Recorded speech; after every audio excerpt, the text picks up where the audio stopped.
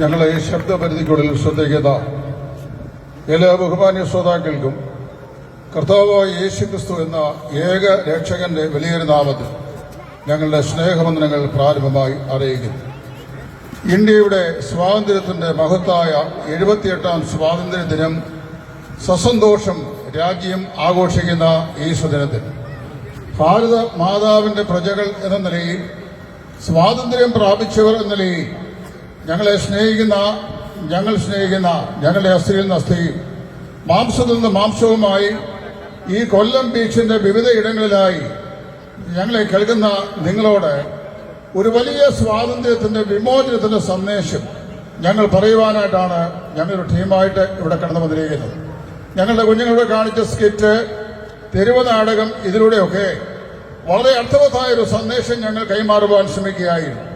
നിങ്ങൾക്കറിയാമല്ലോ, നൂറ്റാണ്ടുകൾ നമ്മുടെ രാജ്യത്തെ അടിമപ്പെടുത്തിക്കൊണ്ട്, ഭാരതത്തെ അടിമപ്പെടുത്തിക്കൊണ്ട്, ഭാരത ജനതയെ അടിമപ്പെടുത്തിക്കൊണ്ട് നമ്മുടെ ഈ കടലിൽ ഒഴുകുന്ന വിശാലമായി ഒഴുകുന്ന ഈ വെള്ളത്തിൽ നിന്ന് ഒരു പാത്രം വെള്ളം എടുത്ത് അടുപ്പത്ത് വെച്ച് വറ്റിച്ച് അടുക്കളയിൽ ഉപയോഗിക്കുന്ന ഉപ്പുതരികൾ ഉണ്ടാക്കുവാൻ ഭാരതത്തിന്റെ പ്രജകളായിരുന്നു നമുക്ക് അനുവാദം നിഷേധിക്കപ്പെട്ട ബ്രിട്ടീഷ് സാമ്രാജ്യത്തിന്റെ കിരാതമായ ഭരണത്തിന്റെ കീഴിൽ നിന്ന് ഭാരതത്തെ വിടുവിക്കുവാൻ, വിമോചിപ്പിക്കുവാൻ നമുക്ക് വേണ്ടി രക്തരഹിത വിപ്ലവങ്ങളിലൂടെ ദശകങ്ങൾ പ്രവർത്തിച്ച ധാരാളം മഹാരഥന്മാരായ ആളുകൾ ഈ ഭാരതത്തിന് മണ്ണിലുണ്ട്. മഹാത്മാഗാന്ധി, സർദാർ വല്ലഭായ് പട്ടേൽ, ജവഹർലാൽ നെഹ്റു തുടങ്ങി സുഭാഷ് ചന്ദ്രബോസ് തുടങ്ങി എണ്ണമറ്റ രാഷ്ട്രീയ നേതാക്കന്മാരായ ആളുകൾ തങ്ങളുടെ നെഞ്ച് വിരിച്ചു നിന്ന തെരുവീതികളിൽ രക്തരഹിത വിപ്ലവാഹ്വാനത്തിലൂടെ ഭാരതത്തിന്റെ വിമോചനത്തിനായി പ്രവർത്തിക്കുകയുണ്ടായി.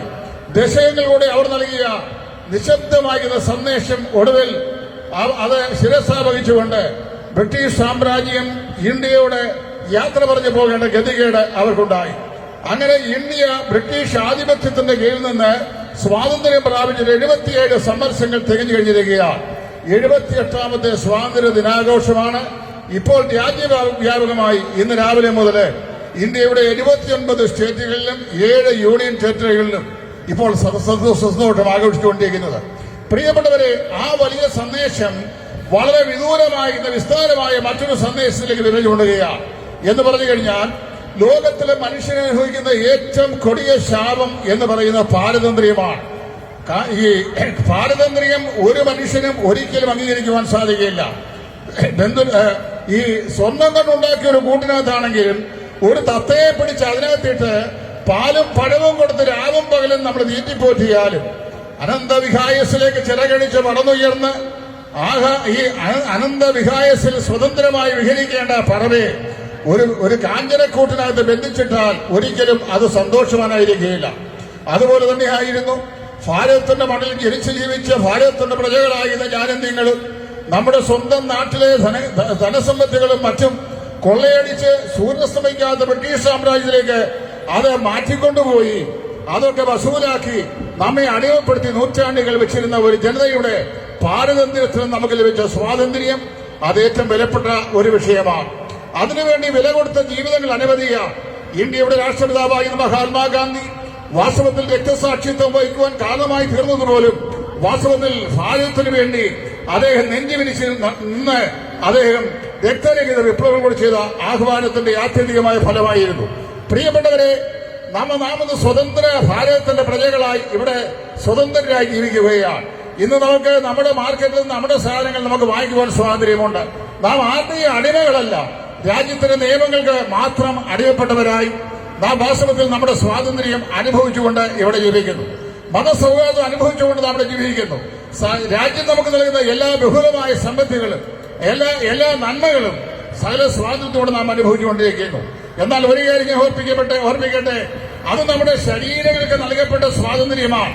എന്നാൽ ഞങ്ങളുടെ പ്രസംഗിക്കാൻ ആഗ്രഹിക്കുന്ന ഏറ്റവും വലിയ വിഷയം, ലോക ചരിത്രത്തിൽ ലോകത്തിലെ സകല മാനവജാതിയെയും അവനെ ഭരിച്ചുകൊണ്ടിരിക്കുന്ന, അതായത് മനുഷ്യവർഗത്തെ മുഴുവനായി അടിമപ്പെടുത്തിക്കൊണ്ടിരിക്കുന്ന, ശാപകരമായിരുന്ന മദ്യത്തിനും മയക്കുമരുന്നിനും അടിമപ്പെടുത്തിക്കൊണ്ടിരിക്കുന്ന, ശാപകരമായിരുന്ന പാപത്തിന് അടിമപ്പെടുത്തിക്കൊണ്ടിരിക്കുന്ന, നിരാശയ്ക്ക് അടിമപ്പെടുത്തിക്കൊണ്ടിരിക്കുന്ന, ജീവിതത്തിന്റെ അർത്ഥശൂന്യതയിലേക്ക് മനുഷ്യനെ വലിച്ചെറിയുന്ന അതിഭയാനകമായ ഒരടിമത്വം ലോകത്തിലെ എല്ലാ മനുഷ്യരുമുണ്ട്.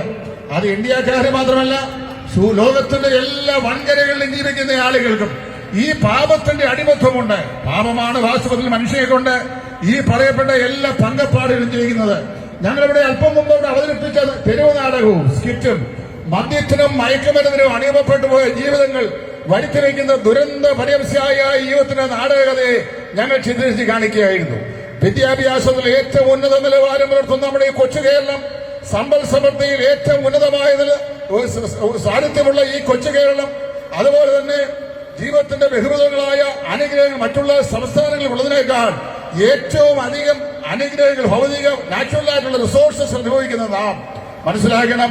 വിദ്യാസമ്പന്നമായ കേരളത്തിന്റെ എല്ലാ തെരുവീതികളിലും വിദ്യാസ്ഥാപനങ്ങളിലും പഠിച്ചിറങ്ങുന്ന വിദ്യാർത്ഥികളിലൊക്കെ രഹസ്യമല്ലങ്ങൾ ഇന്ന് നമുക്കറിയാവുന്ന ഓരോ ദിവസവും പത്രവാർത്തകളോട് നാം വായിച്ചുകൊണ്ടിരിക്കുന്ന ഞെട്ടിപ്പിക്കുന്ന സംഭവങ്ങൾ നമുക്കറിയാം. മദ്യത്തിന് അടിമപ്പെട്ടു പോകുന്ന യുവമിഥുനങ്ങൾ, മദിരാക്ഷിക്ക് അടിമപ്പെട്ടു പോകുന്ന യുവമിഥുനങ്ങൾ, കഞ്ചാവിനും മരിക്കുവാനായിരിക്കും മറ്റ് ലഹരി മരുന്നുകൾക്ക് അടിമപ്പെട്ടുകൊണ്ട് അനേക കുടുംബങ്ങൾ സ്വസ്ഥതയില്ലാതെ, സമാധാനമില്ലാതെ, സന്തോഷമില്ലാതെ ഒരു നാഴി അരിയിട്ട് കഞ്ഞി വെച്ച് കുടിക്കാൻ കഴിയാത്ത ദുരവസ്ഥയിലേക്ക് അനേക ഭവനങ്ങൾ മാറ്റപ്പെട്ടുകൊണ്ടിരിക്കുന്നു. നിങ്ങൾക്കറിയാമല്ലോ, പകൽ മുഴുവൻ പണി ചെയ്ത് കിട്ടിയാൽ 1000 ഉറുപ്പിക കൂലി കിട്ടിക്കഴിഞ്ഞാൽ 100 രൂപയും കൊണ്ട് വീട്ടിൽ ചെല്ലാൻ കഴിയാത്ത ദുസ്ഥിതിയാണ് ഇവിടുത്തെ മദ്യശാലകൾ. അതെല്ലാം പിടിച്ചു പറിച്ചുകൊണ്ടിരിക്കുകയാണ്. മദ്യത്തിന് അടിമപ്പെട്ടുകൊണ്ടിരിക്കുകയാണ് മനുഷ്യൻ. ലഹരി മരുന്നുകൾക്ക് അടിമപ്പെട്ടുകൊണ്ടിരിക്കുകയാണ്. എന്താണ് ഇതിന്റെ കാരണം? അടിസ്ഥാനപരമായി മനുഷ്യൻ പാപിയാണ്, പാപത്തിന്റെ അടിമയാണ് മനുഷ്യൻ എന്നുള്ളതാണ് അതിന്റെ അടിസ്ഥാനപരമായ കാരണം. ബഹുമാന്യനായ ശ്രീനാരായണ ഗുരു അവர்கள் ഇപ്രകാരം പറഞ്ഞു, മതം ഏതായാലും മനുഷ്യൻ നന്നായാലും മതി. മനുഷ്യൻ നന്നാകണം. എങ്ങനെ മനുഷ്യൻ നന്നാകും? പാപത്തിന്റെ പാരതന്ത്ര്യത്തിൽ അടിമപ്പെട്ടു പോയ മാനവരാശിക്ക് ഏത് സൽപ്രവൃത്തി ചെയ്താണ് മനുഷ്യന് സ്വയം നന്നാകാൻ സാധിക്കുക? ഒരിക്കലും സാധിക്കുകയില്ല. മനുഷ്യനെ സ്വയം നന്നാക്കാൻ കഴിയില്ല. മനുഷ്യന് സ്വയം നന്നാകാൻ സാധിക്കുകയില്ല. മനുഷ്യനെ നന്നാക്കുവാൻ ലോകത്തിലെ ഒരു തത്വചിന്തകനോ, ഒരു സാമൂഹിക പരിഷ്കർത്താവിനോ, ഒരു രാഷ്ട്രീയ നിരൂപകനോ, മറ്റ് യാതൊന്നിനോ ഒരിക്കലും സാധിക്കുകയില്ല. മനുഷ്യന്റെ പ്രശ്നം എന്താണ്? ആന്തരികമായ പ്രശ്നമാണ്. ഒരു കാലഘട്ടത്തിൽ, ഞങ്ങളുടെയൊക്കെ ബാല്യകാലഘട്ടങ്ങളിൽ ഇവിടുത്തെ രാഷ്ട്രീയ പ്രസ്ഥാനകരായ ആളുകൾ മുദ്രാവാക്യങ്ങൾ മുഴക്കി തെരുവീരകൾ നെഞ്ചം വലിച്ചിറങ്ങിയ നാളുകളിൽ അർത്ഥമെന്തെന്ന് മനസ്സിലാക്കുവാൻ കഴിയാത്ത ബാല്യജീവിതങ്ങളായിരുന്നു ഞങ്ങളെങ്കിലും. ഞങ്ങൾ അന്ന് കേട്ട മുദ്രാവാക്യം ഇന്ന് ഞങ്ങളുടെ കാതുകൾ മുടങ്ങുന്നു. അരിയെവിടെ, തുണിയെവിടെ, പറയൂ സർക്കാരെ. മനുഷ്യൻ പട്ടിണിക്കോലങ്ങളായി ആഹാരനീഹാരമില്ലാതെ വിഷമിക്കുന്ന ഒരു കാലഘട്ടം അന്നത്തെ ഭരിച്ച ഭരണകർത്താക്കളോട് ജനം ചോദിച്ചു, അരിയെവിടെ, തുണിയെവിടെ, പറയൂ സർക്കാരെ. കൊച്ചു കുഞ്ഞുങ്ങളായിരുന്ന ഞങ്ങളും കമ്മ്യൂണിസ്റ്റ് കമ്മിൽ കൊടിവെച്ച് ഇത് ഏറ്റു പറഞ്ഞിട്ടുണ്ട്. അത് കഴിഞ്ഞ് കുറെ കഴിഞ്ഞപ്പോൾ മാറി വന്ന നമ്മുടെ സർക്കാരുകൾ അവർക്ക് കുറെയൊക്കെ അരിയും തുണിയും ഒക്കെ ഗവൺമെന്റ് സ്റ്റോറുകളിൽ കൂടിയൊക്കെ ദാനം ചെയ്തു. അതുകൊണ്ട് മനുഷ്യൻ തൃപ്തനായില്ല. അത് കഴിഞ്ഞപ്പോൾ മനുഷ്യൻ പറഞ്ഞു, അരിയും തുണിയും ഞാൻ കെട്ടി പോരാ, തൊഴിലല്ലെങ്കിൽ ജയിൽ, ഞങ്ങൾക്ക് തൊഴിൽ തരണം, അല്ലെങ്കിൽ നിങ്ങൾ സമരം ചെയ്തത് ചെയ്യും, ജയിലറ നിറയ്ക്കും. പ്രിയപ്പെട്ടവരെ, മനുഷ്യ മനസ്സിനെ സംതൃപ്തിപ്പെടുത്തുവാൻ ലോകത്തിൽ മനുഷ്യൻ ചെയ്യുന്ന യാതൊരുവിധമായ സംവിധാനങ്ങൾ കൊണ്ടും ഒരിക്കലും സാധിക്കുകയില്ല. എന്നാൽ ഒരു കാര്യം ഞാൻ ഓർപ്പിക്കട്ടെ, മനുഷ്യന്റെ അടിസ്ഥാനപരമായ പ്രശ്നം ഭൗതികമല്ല, ആന്തരികമാണ്. മനുഷ്യന്റെ ആത്യന്തികമായ പ്രശ്നം അവൻ അരിയില്ല, തുണിയില്ല, പണമില്ല, പാർപ്പിടമില്ല എന്നുള്ളതല്ല. മനുഷ്യന്റെ അടിസ്ഥാനപരമായ പ്രശ്നം മനുഷ്യൻ പാപിയാണ് എന്നുള്ളതാണ്. പാപത്തിന്റെ ഭയാനകമായ അടിമത്വത്തിന് കീഴിലാണ് മനുഷ്യനായിരിക്കുന്നത്. ഇങ്ങനെയുള്ള മനുഷ്യന് എന്ത് ചെയ്യണം? അവൻ നിശ്ചയമായും പാപത്തിന്റെ പാരതന്ത്ര്യത്തിലാണ്. പാപമാണ് മനുഷ്യനെ ഈ പറയപ്പെട്ട വന്യാത്മകമായ എല്ലാ ജീവിത സാഹചര്യങ്ങളിലേക്കും വലിച്ചിഴച്ചുകൊണ്ടിരിക്കുന്നത്. എന്തുകൊണ്ട് മനുഷ്യൻ മദ്യപിക്കുന്നു? എന്തുകൊണ്ട് മനുഷ്യൻ കഞ്ചാവ് വലിക്കുന്നു? എന്തുകൊണ്ട് മനുഷ്യൻ മദ്രാശിന് പിന്നാലെ പോകുന്നു? എന്തുകൊണ്ട് മനുഷ്യൻ ലഹരി വസ്തുക്കൾ കടിവപ്പെടുന്നു? എന്തുകൊണ്ട് കൊലയും കൊള്ളിവയ്പും എവിടെയും നടമാടുന്നു? എന്തുകൊണ്ട് പിടിച്ചു പറിക്കുന്നു? ഇതെല്ലാം പാപമെന്നാണ് പലപ്പോഴും നാം പറയുന്നത്. അവയൊന്നും പാപമല്ല. പാപമെന്ന് പറയുന്ന പക്വമേറിയ വൃക്ഷത്തിന്റെ പക്വം പ്രാപിച്ച ഫലങ്ങളാണ് ഇവയെല്ലാം. ഇവയിൽ നിന്നെല്ലാം മനുഷ്യന് ആത്യന്തികമായി വിമോചനം ലഭിക്കണം. എങ്ങനെയാണ് വിമോചനം ലഭിക്കാൻ കഴിയുക? ഇവിടെയാണ് വിമോചകനെ ഞങ്ങൾ നിങ്ങൾക്ക് പരിചയപ്പെടുത്താൻ ആഗ്രഹിക്കുന്നത്.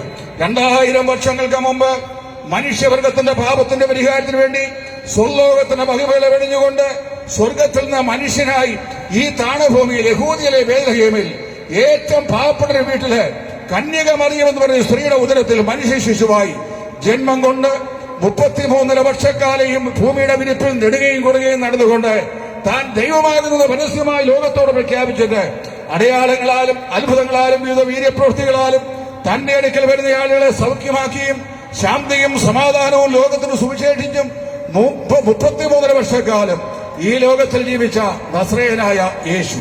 ആ യേശു ക്രിസ്തു പാപരഹിതനായി ലോകത്തിൽ അവതരിച്ചവനാണ്. പാപിയായ മനുഷ്യന് പാപിയെ രക്ഷിപ്പാൻ കഴിയുകയില്ല, പാപമില്ലാത്തവന് മാത്രമേ കഴിയുകയുള്ളൂ. അതുകൊണ്ട് യേശു തന്റെ ഔദ്യോഗിക ശുശ്രൂഷ കാലഘട്ടങ്ങളിൽ തന്നെ പരക്കെട്ട പരീക്ഷപക്ഷത്തോടും യഹൂദയോടും ഇപ്രകാരം പറഞ്ഞു: കുരുടനെ വഴി കാണിപ്പാൻ കഴിയില്ല. കുരുടനെ വഴി കാണിച്ചാൽ അവർ ഇരുവരും കുഴിയിൽ വീഴും. എന്റെ പ്രിയപ്പെട്ടവരെ, ലോകത്തിന്റെ പാപത്തെ ചുമന്നഴിക്കുവാൻ കാലത്തിന്റെ സമ്പൂർണ്ണതയിൽ മറിയയുടെ സ്വതനായി മനുഷ്യാവതാരം ചെയ്ത കർത്താവായ യേശു പാപപരിഹാരാർത്ഥം 2000 വർഷങ്ങൾക്ക് മുമ്പ് കാൽവല്ലെ ക്രൂശിൽ എന്റെയും നിങ്ങളുടെയും പാപത്തിന്റെ പരിഹാരത്തിനായി മരിച്ചു. 2 കള്ളന്മാരുടെ മധ്യത്തിൽ കാൽവല്ലെ ക്രൂശിലേക്ക് ഉയർത്തപ്പെട്ട ദൈവപുത്രനായ യേശു ക്രിസ്തു ലോകത്തിന്റെ പാപത്തെ ചുമന്നഴിക്കുവാൻ സ്വർഗത്തിൽ നിന്ന് ഭൂമിയിലേക്ക് ഇറങ്ങി വന്ന ദൈവത്തിന്റെ പുത്രനാണ്. അവനെ കണ്ടിട്ട് യോഹന്നാൻ സ്നാപകൻ ഇപ്രകാരം പറഞ്ഞു: കണ്ടാലും ലോകത്തിന്റെ പാപത്തെ ചുമന്നൊഴിക്കുന്ന ദൈവത്തിന്റെ കുഞ്ഞാട്. എന്റെ പ്രിയപ്പെട്ടവരെ,